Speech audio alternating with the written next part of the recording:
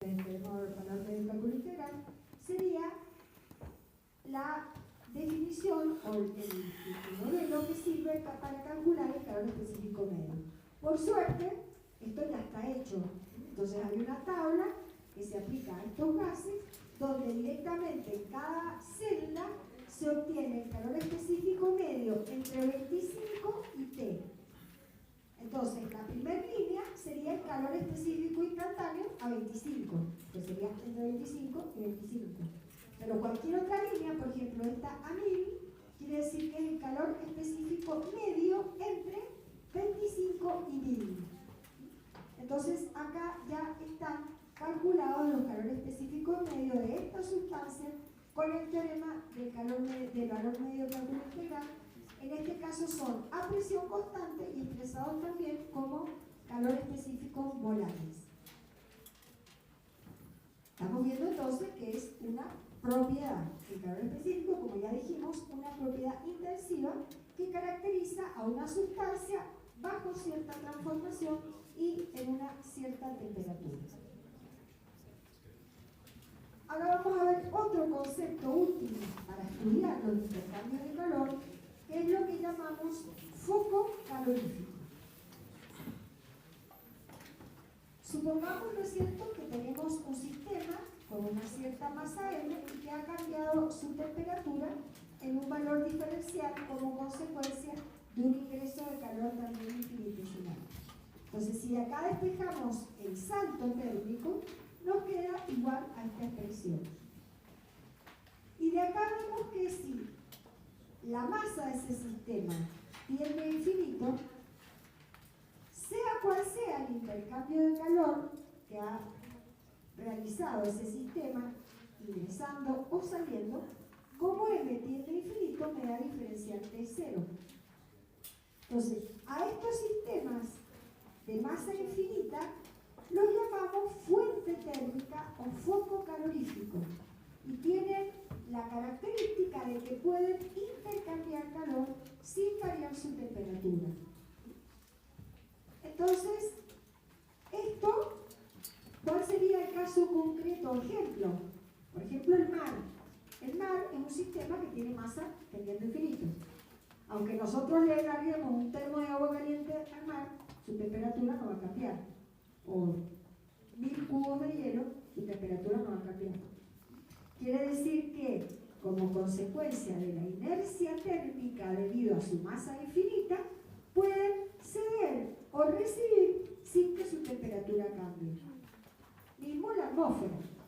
Con la atmósfera también se considera como un foco térmico o un río de masa de agua de caudal importante, ¿no es cierto? Entonces, ese es el concepto de foco calorífico o fuente térmica. Ahora vamos a recordar un poco lo que hablamos en la unidad 1 con respecto al equilibrio termodinámico.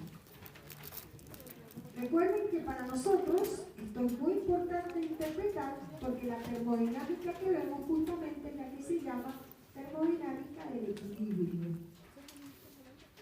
Nosotros decíamos que un sistema dado está en equilibrio termodinámico cuando se cumplen simultáneamente estos tres equilibrios: el térmico, el mecánico y el químico. Para que haya equilibrio térmico, todo el sistema tiene que estar a la misma temperatura. Es decir, decimos temperatura uniforme. No estamos hablando de temperatura constante, sino de temperatura uniforme. Es decir, en ese estado, en cualquier punto del sistema, la temperatura vale lo mismo. Puede después transformarse a un estado nuevo, o sea, la temperatura no es constante, pero en ese estado nuevo, de nuevo, su temperatura es uniforme. Entonces ha pasado de un estado de equilibrio a otro. Cuando en el caso de los sistemas termoelásticos, que son los gases, cuando hay misma presión en todos los puntos del sistema, decimos que hay equilibrio mecánico. Y si la composición es la que es uniforme en todo el sistema, decimos equilibrio químico. La suma simultánea de estos tres equilibrios me permiten asegurar que el sistema está en equilibrio termodinámico. Por ejemplo, la papa esta que nosotros sacábamos del horno, si nosotros la sacamos, la ponemos sobre la mesa de la cocina, y a los 5 minutos podríamos medir con un termómetro de mucha sensibilidad la temperatura, ¿tendría la misma temperatura la cáscara que el centro de la papa? ¿Dónde estaría más fría? Claro, entonces quiere decir que se estaría enfriando siguiendo estados de no equilibrio, porque no es uniforme la temperatura en todos los puntos. Para hablar de estado de equilibrio sería si la papa se va enfriando parejita y en cada instante todos los puntos tuvieran la misma temperatura. Entonces ahí en ese ejemplo no hay equilibrio térmico. En la realidad pasa así, no hay transformaciones en equilibrio. Nosotros somos lo que la hemos idealizado para poder simplificar los análisis y tener modelos matemáticos sencillos. Bien. Para el caso cuando nosotros estudiábamos, o un ejemplo, ¿no? Supongamos el equilibrio mecánico. Tenemos un gas, un dispositivo hidrógeno y con una pesa arriba. Decimos que está en equilibrio si todos los puntos tienen la misma presión, que sería una presión exactamente igual y contraria a la que ejerce la pesa sobre el émbolo. Entonces, si sucede eso, la resultante de la fuerza sobre el émbolo es 0, entonces el émbolo está quieto y se alcanza una presión en todas las paredes del recipiente que es la misma, igual que en el centro. Ahora, en este caso no habría fuerza impulsora para una transformación. Hay un equilibrio entre el sistema y los alrededores. ¿Qué pasa si se saca la pesa de golpe? ¿Qué le va a pasar a la fuerza impulsora? Si sacamos la pesa, ¿va a variar la fuerza impulsora?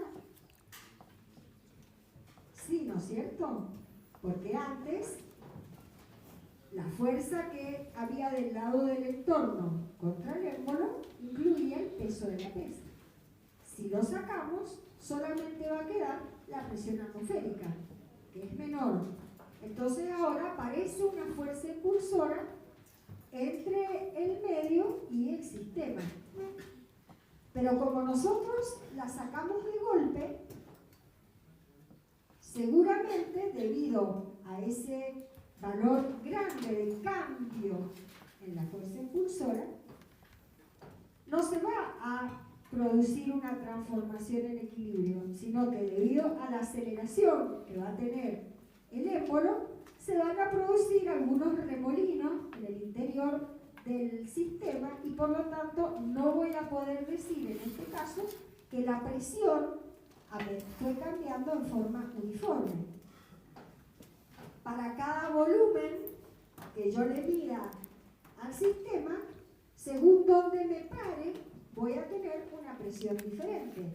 Distinto si me paro en una turbulencia que en una zona más pegada a la pared o el fondo donde hay menos turbulencia. Quiere decir que para cada volumen, valor del volumen del sistema, que el volumen es el mismo que el volumen del recipiente, no voy a tener una misma presión